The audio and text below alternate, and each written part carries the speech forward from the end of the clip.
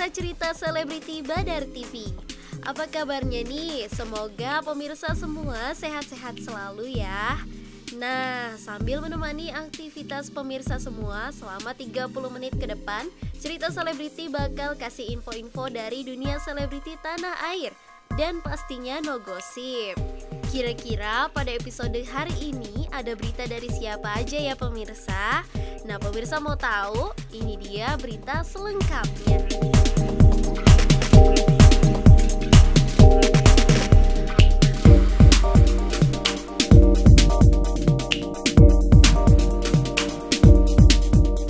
Selebriti Sony Septian berbagi cerita seputar kehidupan rumah tangganya dengan sang istri Fairuz Arafiq. Dijumpai beberapa waktu lalu, bapak dua orang anak itu bercerita suka duka hidup rumah tangga. Sony mengungkapkan jika kehidupan rumah tangganya dengan sang istri Fairuz bukan tanpa adanya konflik. Diakui dirinya dan sang istri harus bisa menyikapi segala permasalahan rumah tangga yang ada dengan kepala dingin dan saling menghargai.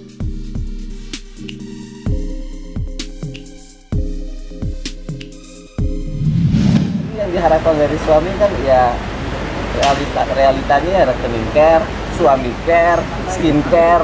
Nah, sebagai suami cukup memenuhi kebutuhan itu. Terus ngajak istri olahraga gitu kan, untuk badan sehat.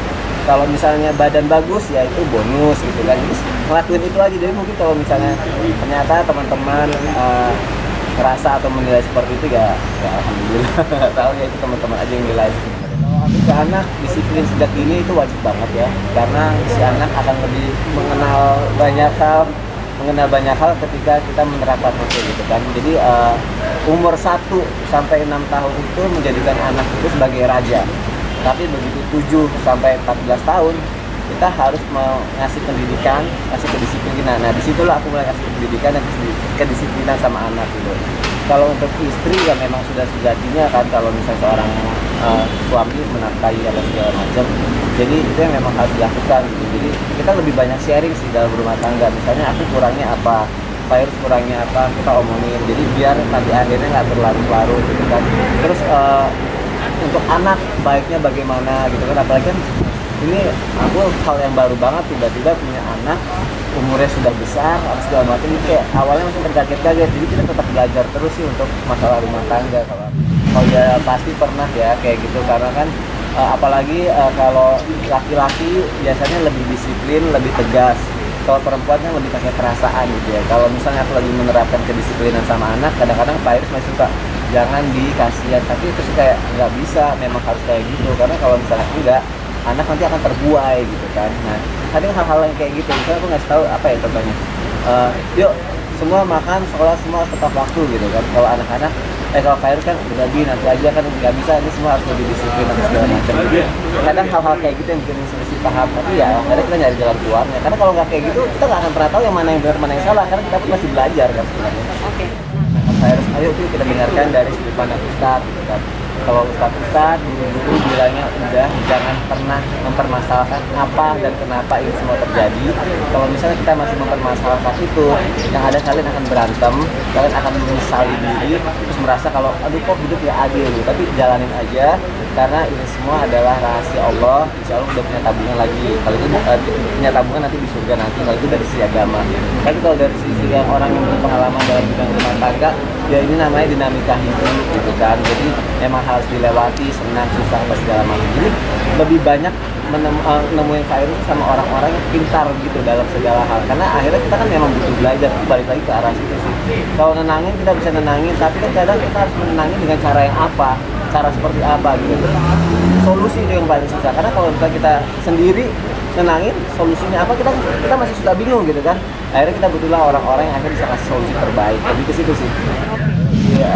Kepeluk ya, kalau dia tuh tiba-tiba orang yang peluk.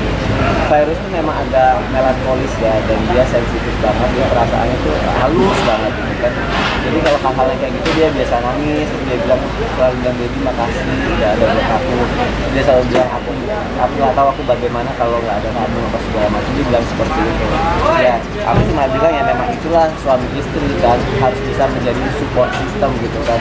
Dan aku senang kok Virus itu apa ya, orangnya jadi ada kalanya di saat aku butuh dia selalu ada gitu. Dia bukan tipe orang yang kalau misalnya sebagai seorang istri ya udah ini kan tugas suami, lo menafkahi apa segala macam. Kalau misalnya ini kan suami wajib bla bla bla, tapi dia nggak, dia pengertian apa segala macam.